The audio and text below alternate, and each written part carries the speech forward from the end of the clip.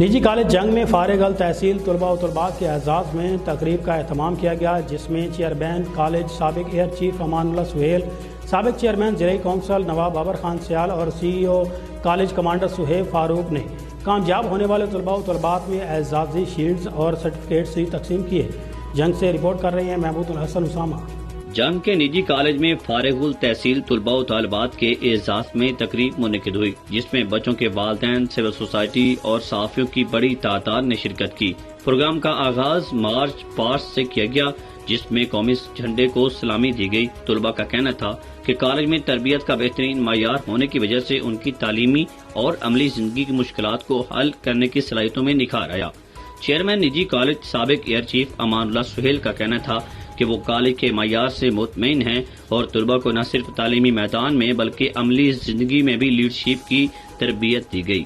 College کے CEO commander Suhaib فاروق نے کہا کہ جو یونیفارم آپ بچوں نے یہاں پہنی اور تربیت حاصل کی، یہ ہمیشہ عملی زندگی میں آپ کی مددگار ہوگی۔ تقریب کے اختتام پر طلباء و طالبات اور سول سوسائٹی کے نمائندوں کو اعزازی شیلڈز اور سرٹیفکیٹس دیے گئے۔ بعد ازاں معزز مہمانوں اور تمام شرکاء کے لیے میس ہال میں بڑے کھانے کا اہتمام کیا گیا۔